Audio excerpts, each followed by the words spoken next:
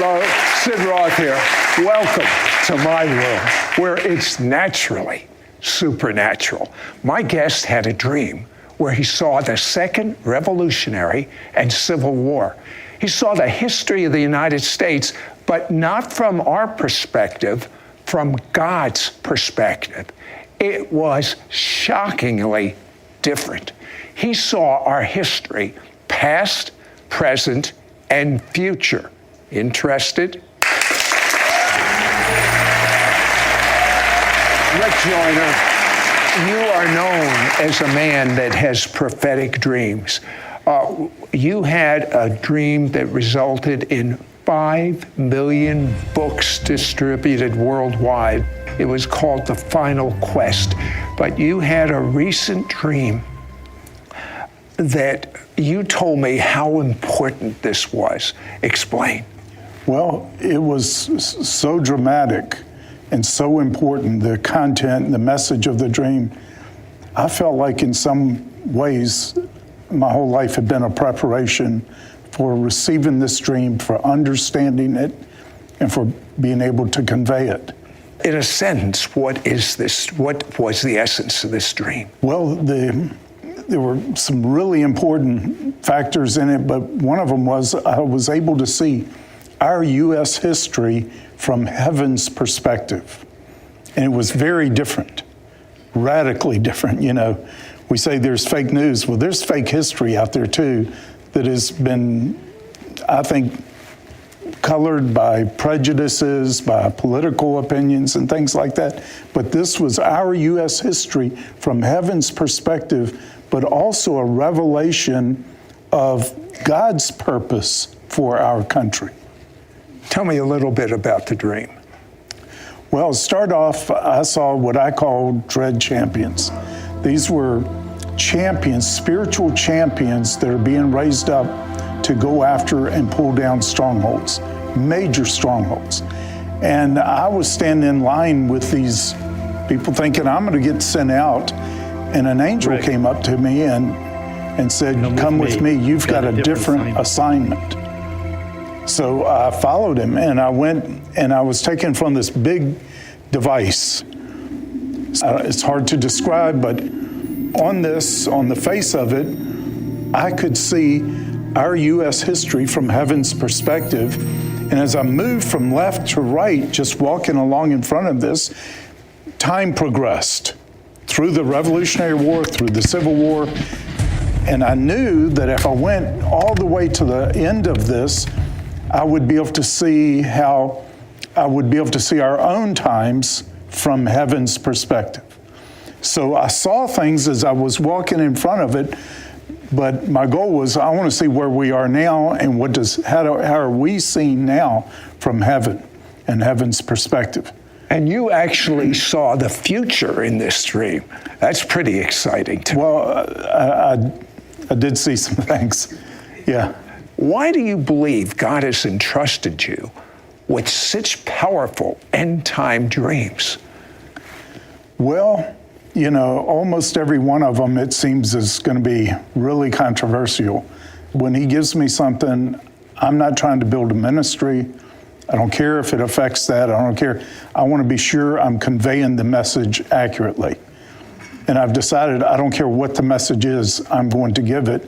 I asked him a number of times, why do you always give me these real hard words? And that's what he said. He said I was mean enough to actually share them.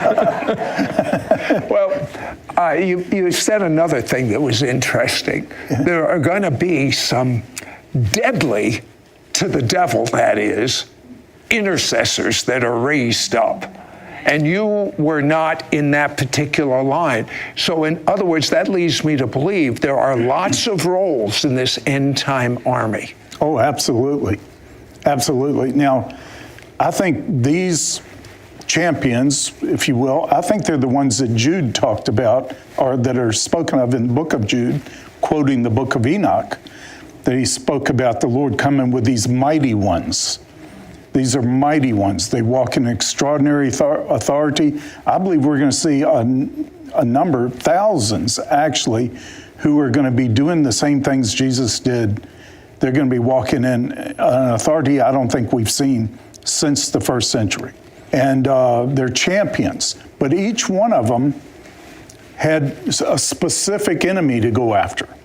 And they were also told not to just defeat this enemy, they were told to destroy it. So give me an example of some of these enemies.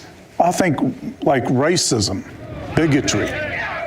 I think the whole issue of abortion, of child trafficking, there are things like that that are, many of these things were ultimate issues in our times, but it's what's at the root of them. Racism is built upon two of the ultimate evils of the human heart, fear or pride. But pride leads to the fall, and even God will resist the proud, but gives his grace to the humble.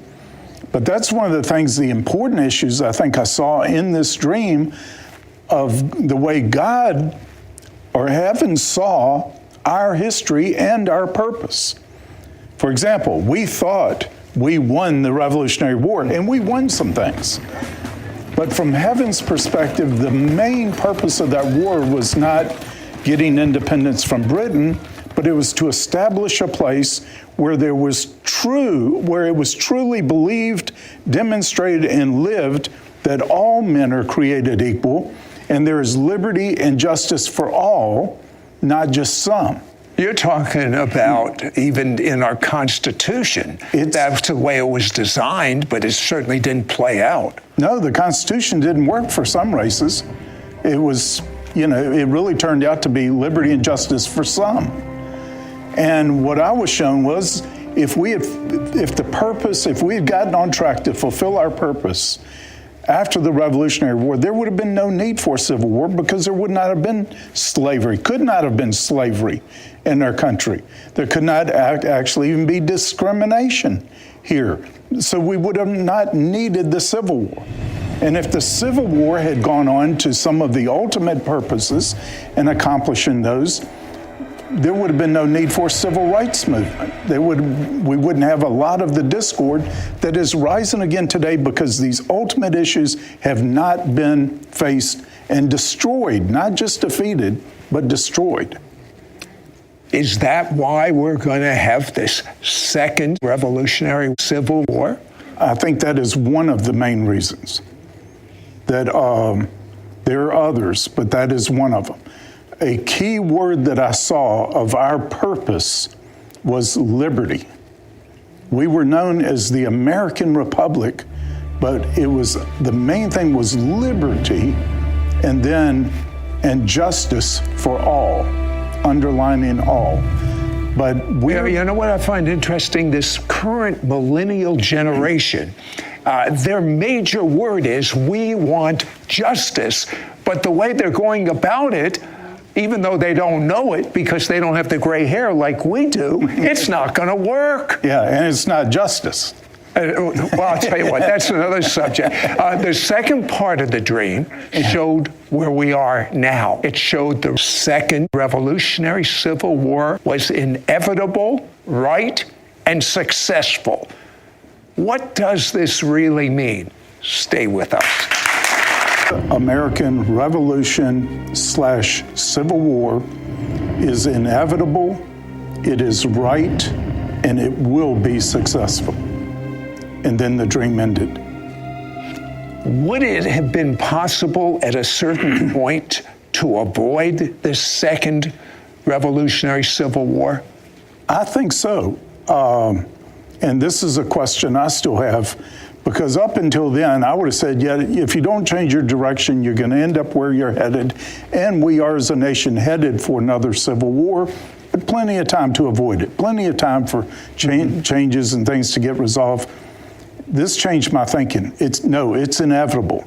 It's not going to happen without this. So now Excuse me, will this occur in your lifetime, in my lifetime, in your lifetime? I believe it will. Now, I wasn't given a date or a timing on it. Mm-hmm. I have a sense, and sometimes you get a sense from these things that because of how dramatic they are, that it's imminent. but I do think we're moving towards this faster than I would have expected. Even since I had that dream in December, I see things moving, they're picking up pace. Now, you said this war would be in the natural and in the spiritual. Tell me about both. Well, I think the degree to which we win the spiritual war. I think another great awakening is not just, I think it's absolutely essential. And just like the first great awakening is linked to the Revolutionary War, second one to the Civil War, there are things that are going to be illuminated in what I believe is already beginning, the third great awakening in America. But I believe it's going to illuminate things that can no longer be tolerated in our country.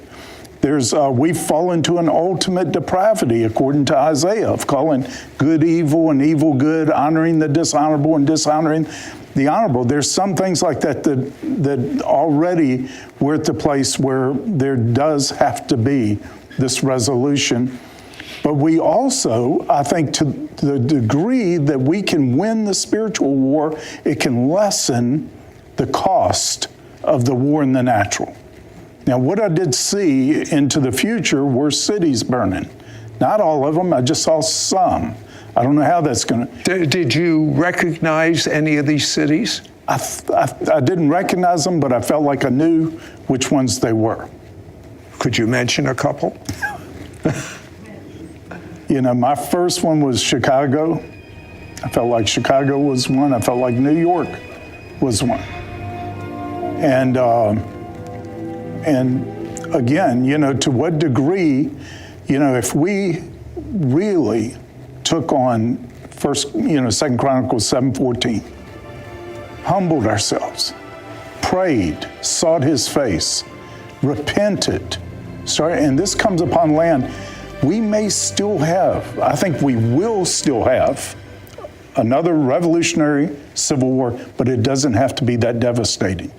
I think to the degree that has become a reality in our land with God's people, he says, if my people, and we stand up for the truth the way he's called us to and become defenders, every one of us is called to be a champion of the faith, a champion for his purposes and his will and his ways. I think it could greatly lessen both the devastation, the casualties, and everything else from the conflict. How bad was the devastation that you saw? It was really bad. It was, I know a lot of people, you say civil war, they think pitched battles between armies. I don't think it's going to be like that at all. I think it's going to be in neighbors against neighbors. It's going to be, in some ways, much worse than the others. I have to believe when you saw history from heaven's perspective rather than ours, even you had a pretty good paradigm of God, but even your paradigm changed. I was profoundly humbled by some of the ways I had viewed history and our history and things. But one thing too but really encouraged me, in which when I saw that we're at the end, it will be successful. One of our main ultimate purposes as a nation was liberty, because where the Spirit of the Lord is, there's liberty, and we were supposed to be a special place where the Holy Spirit could do whatever he wanted to do in our land, where he could move, where we were truly solid on the foundation of our Judeo-Christian heritage. And I believe where I believe America's seen in the book of Revelation, it points to our roots and our foundational purposes, and where I believe we're going to be. I believe we're going to be a nation where the Holy Spirit is especially at home. But we have a destiny, and we haven't touched it yet, I believe. No, we haven't. And one reason, I know when I shared this with some politicians, where they think of, well, the Civil War, they couldn't have fought these battles on these other things. You only have to fight one battle, but their thinking is all political. Somehow we've got to get beyond thinking politically, and we got to take the leadership. We've got to fight for the truth. So it's not just what is Democrat or politically Republican, it's the Christian that is going to be in the forefront in this war. I think so. I did see a third column.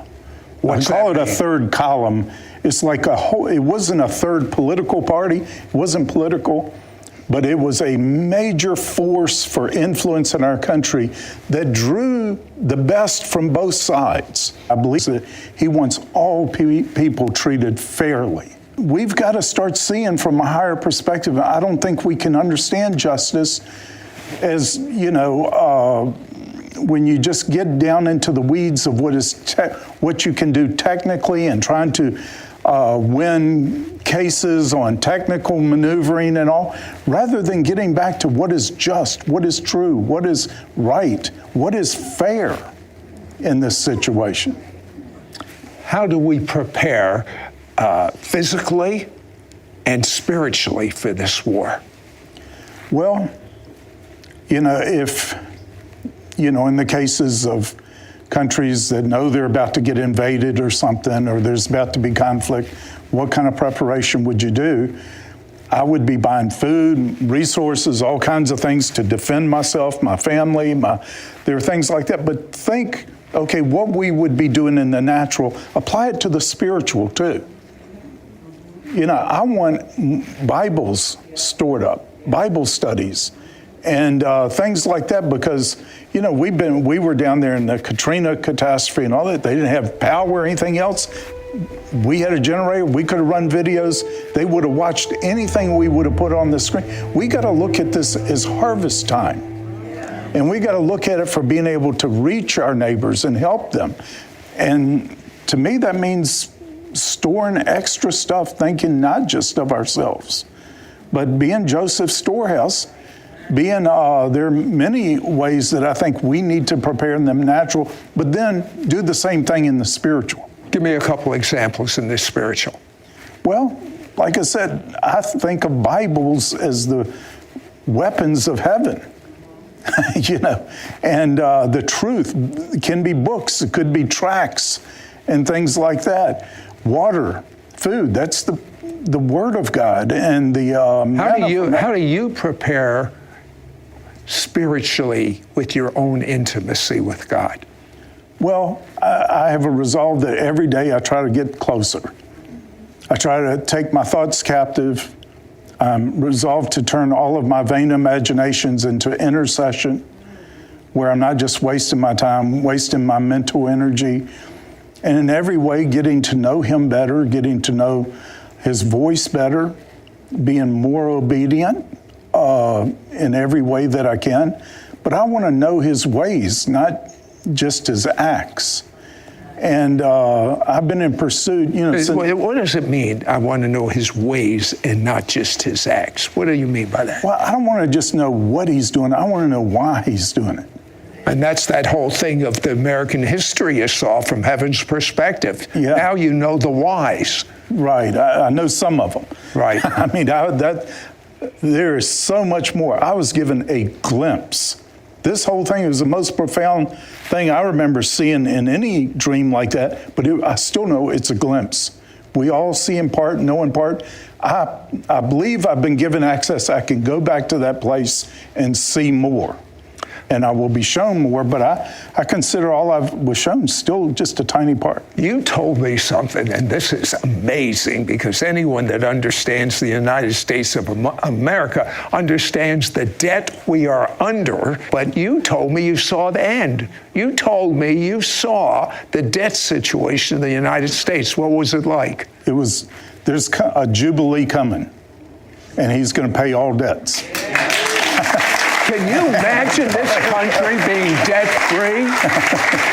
I am seeing the greatest awakening the world has ever seen. I am seeing the glory of God covering this earth. I am seeing people walking in the same power that Jesus walked in, and even greater. And that means you.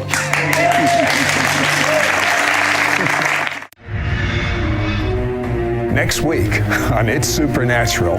Hi, I'm Stephanie Skierman. Did you know that dreams are an invitation to hear and partner with heaven's wisdom, knowledge, and revelation? Join me on It's Supernatural with Sid Roth as I teach you how